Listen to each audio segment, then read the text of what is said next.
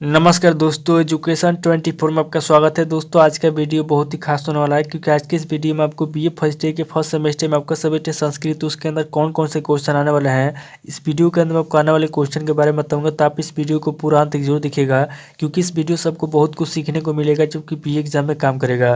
तो यही देर न करते हुए वीडियो को शुरू करते हैं। और बीए फर्स्ट ईयर के फर्स्ट सेमेस्टर में आपका सब्जेक्ट है संस्कृत, उसके अंदर जो भी क्वेश्चन आने वाला है उन आने वाले क्वेश्चन के बारे में जानते हैं। दोस्तों आगे बढ़ने से पहले मैं आपको एक बात बता दूं कि इस वीडियो के अंदर मैं आपको लघु उत्तरीय प्रश्न और दीर्घ उत्तरीय प्रश्न दोनों तरह के प्रश्नों के बारे में बताऊंगा।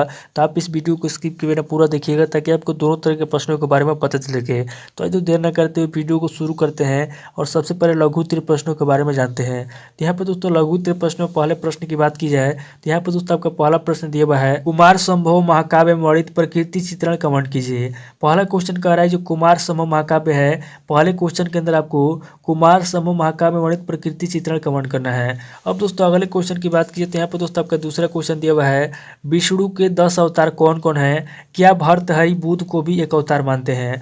दूसरा क्वेश्चन कर रहा है जो विष्णु है, विष्णु के 10 अवतार कौन कौन है। यहाँ पर आपको दूसरे क्वेश्चन के अंदर बताना है कि विष्णु के 10 अवतार कौन कौन है। उसके बाद आगे आपको बताना है कि क्या भर्तृहरि बुध को भी एक अवतार मानते हैं, यानी कि जो बुध है, जो भर्तृहरि हैं, भर्तृहरि बुध को भी एक अवतार मानते हैं। यहाँ पर आपको बताना है कि भर्तृहरि बुध को अवतार मानते हैं कि नहीं मानते हैं। अब दोस्तों अगले क्वेश्चन की बात कीजिए तो यहाँ पर दोस्तों आपका तीसरे क्वेश्चन दिया हुआ है, राजनीति की अनेक रूपता का नीति सत्यम के आधार पर वर्णन कीजिए।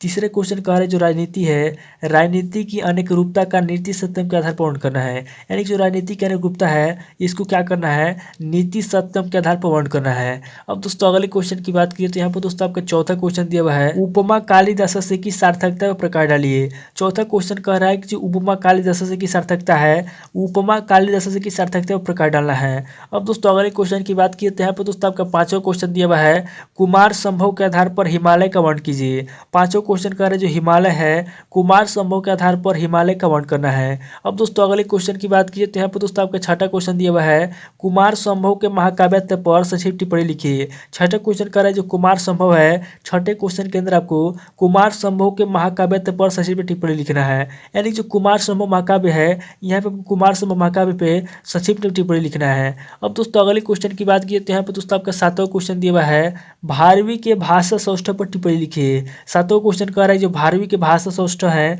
सातवें क्वेश्चन के अंदर आपको भारवी के भाषा सौष्ठव पर कर डालना है। अब दोस्तों अगले क्वेश्चन की बात की तो यहाँ पर दोस्तों आपका आठवां क्वेश्चन दिया हुआ है, किराता अर्जुनियम के आधार पर दुर्योधन की शासन व्यवस्था का संक्षिप्त परिचय दीजिए। आठवां क्वेश्चन कह रहा है जो किराता अर्जुनियम है, किराता अर्जुनियम के आधार पर जो दुर्योधन है, किराता अर्जुनियम के आधार पर दुर्योधन की शासन व्यवस्था का संक्षिप्त परिचय देना है। अब दोस्तों अगले क्वेश्चन की बात की तो यहाँ पर दोस्तों आपका नवा क्वेश्चन दिया हुआ है, दुर्योधन की शासन पद्धति बताइए।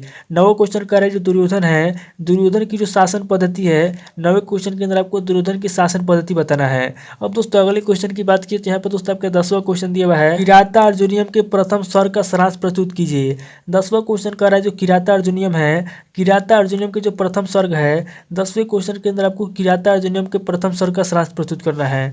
अब दोस्तों अगले क्वेश्चन की बात की तो यहाँ पर दोस्तों 11वां क्वेश्चन दिया हुआ है, महाकवि कालिदास के काव्यों का परिचय दीजिए। 11वां क्वेश्चन कह रहा है जो महाकवि कालिदास हैं, 11वें क्वेश्चन के अंदर आपको महाकवि कालिदास के काव्यों का परिचय देना है। अब दोस्तों अगले क्वेश्चन की बात की तो यहाँ पर दोस्तों आपका 12वां क्वेश्चन दिया हुआ है, रामायण का महत्व लिखिए। 12वां क्वेश्चन का जो रामायण है, रामायण का क्या महत्व है, 12वें क्वेश्चन के अंदर आपको रामायण का महत्व लिखना है। तो अगले क्वेश्चन की बात की तो यहाँ पर दोस्तों आपका 13वां क्वेश्चन दिया हुआ है, सुश्रुत संहिता का संक्षिप्त विवेचन कीजिए। 13वां क्वेश्चन का जो सुश्रुत संहिता है, 13वें क्वेश्चन के अंदर आपको सुश्रुत संहिता का संक्षिप्त विवेचन करना है। अब दोस्तों अगले क्वेश्चन की बात की तो यहाँ पर दोस्तों आपका 14वां क्वेश्चन दिया हुआ है, वैदिक दर्शन पर संक्षिप्त प्रकाश डालिए। 14वां क्वेश्चन कह रहा है जो वैदिक दर्शन है, 14वें क्वेश्चन के अंदर आपको वैदिक दर्शन पर संक्षिप्त प्रकाश डालना है। अब दोस्तों अगले क्वेश्चन की बात की तो यहाँ पर दोस्तों आपका 15वां क्वेश्चन दिया हुआ है, किराता अर्जुनियम का वर्ण क्षेत्र लिखिए। 15वां क्वेश्चन कह रहा है जो किराता अर्जुनियम है, 15वें क्वेश्चन के अंदर आपको किराता अर्जुनियम का वर्ण क्षेत्र लिखना है। अब दोस्तों अगले क्वेश्चन की बात की तो यहाँ पर दोस्तों आपका 16वां क्वेश्चन दिया हुआ है, वनेचर की युक्तियों पर प्रकाश डालिए। 16वां क्वेश्चन कह रहा है जो वनेचर है, यहाँ पे आपको 16वें क्वेश्चन के अंदर वनेचर की युक्तियों पर प्रकाश डालना है। ये तो टोटल आपके 16 क्वेश्चन होंगे जो कि आपके लघु उत्तरीय प्रश्न पूछेंगे। अब दोस्तों आगे हम लोग दीर्घ उत्तरीय प्रश्नों के बारे में जानेंगे। तो यहाँ पे दोस्तों दीर्घ उत्तरीय प्रश्न में पहले प्रश्न की बात की जाए तो यहाँ पे दोस्तों आपका पहला प्रश्न दिया हुआ है, ज्योतिष शास्त्र किसे कहते हैं, ज्योतिष शास्त्र के उद्गम विकास पर प्रकाश डालिए। पहला क्वेश्चन का है ज्योतिष शास्त्र है। पहले क्वेश्चन के अंदर आपको बताना है कि ज्योतिष शास्त्र किसे कहते हैं। उसके बाद आगे आपको बताना है कि ज्योतिष शास्त्र के उद्भव विकास के प्रकाश डालना है, यानी कि ज्योतिष शास्त्र है उसका उद्भव कैसे हुआ, विकास कैसे हुआ, आगे आपको ज्योतिष शास्त्र के उद्भव विकास के बारे में बताना है। अब दोस्तों अगले क्वेश्चन की बात की तो यहाँ पर दोस्तों आपका दूसरा क्वेश्चन दिया हुआ है भारतीय संगीत के उद्भव और विकास का वर्णन कीजिए। दूसरा क्वेश्चन कह रहा है जो भारतीय संगीत है, दूसरे क्वेश्चन के अंदर आपको भारतीय संगीत के उद्भव के बारे में बताना है और भारतीय संगीत के विकास का वर्णन करना है। अब दोस्तों अगले क्वेश्चन की बात की तो यहाँ पर दोस्तों आपका तीसरा क्वेश्चन दिया हुआ है आदि कवि वाल्मीकि पर टिप्पणी लिखिए। तीसरे क्वेश्चन का है जब आदि कवि वाल्मीकि हैं, तीसरे क्वेश्चन के अंदर आपको आदि कवि वाल्मीकि पर टिप्पणी लिखना है। अब दोस्तों अगले क्वेश्चन की बात की तो यहाँ पर दोस्तों आपका चौथा क्वेश्चन दिया हुआ है भारवी के जीवन वृत्त और कृतित्व प्रकार डालिए। चौथा क्वेश्चन का है जो भारवी हैं, चौथे क्वेश्चन के अंदर आपको भारवी के जीवन वृत्त के बारे में बताना है और उनके कृतित्व प्रकार डालना है। अब दोस्तों अगले क्वेश्चन की बात की तो यहाँ पर दोस्तों आपका पांचवा क्वेश्चन दिया हुआ है माघ के जीवन और कृतित्व प्रकार डालिए। पांचवें क्वेश्चन का है जो माघ है, पांचवें क्वेश्चन के अंदर आपको माघ के जीवन और कृतित्व प्रकार डालना है। अब दोस्तों अगले क्वेश्चन की बात की तो यहाँ पर दोस्तों आपका छठा क्वेश्चन दिया हुआ है पाणिनि के जीवन वृत्त एवं कृतित्व प्रकार डालिए। छठा क्वेश्चन का है जो पाणिनि है, छठे क्वेश्चन के अंदर आपको पाणिनि के जीवन वृत्त एवं कृतित्व प्रकार डालना है।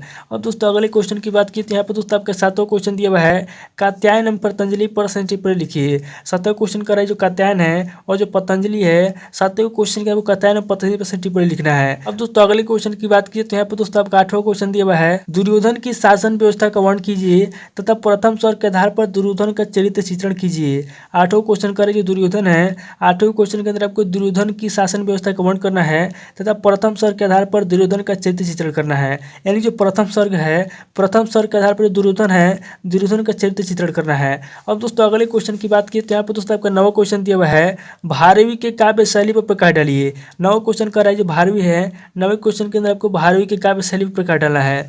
अब दोस्तों अगले क्वेश्चन की बात की तो यहाँ पर दोस्तों आपका 10वां क्वेश्चन दिया हुआ है भर्तृहरि के जीवन वृत्त में स्थिति काल पर प्रकार डालिए। 10वां क्वेश्चन का जो भर्तृहरि हैं, 10वें क्वेश्चन के अंदर आपको भर्तृहरि के जीवन वृत्त के बारे में बताना है और उनके स्थिति काल पर प्रकार डालना है। ये तो जो टोटल आपके 10 क्वेश्चन होंगे जो कि आपके दीर्घ उत्तरीय प्रश्न पूछे जाएंगे। तो दोस्तों इस वीडियो के अंदर मैंने आपको लघु उत्तरीय प्रश्न और दीर्घ उत्तरीय प्रश्न दोनों तरह के प्रश्नों के बारे में बता दिया। आप इन दोनों तरह के प्रश्नों को नोट कर लीजिए और किसी किताब से सीरीज से मिलाकर के याद कर लीजिए। दोस्तों आज इस वीडियो को वहीं पे स्किप करता हूँ, मिलता है आपसे नेक्स्ट वीडियो में। अगर आपको वीडियो अच्छा लगा तो वीडियो को लाइक कीजिए, शेयर कीजिए और कमेंट करके बताइए कि आपको नेक्स्ट वीडियो किस टॉपिक के ऊपर चाहिए। थैंक यू दोस्तों।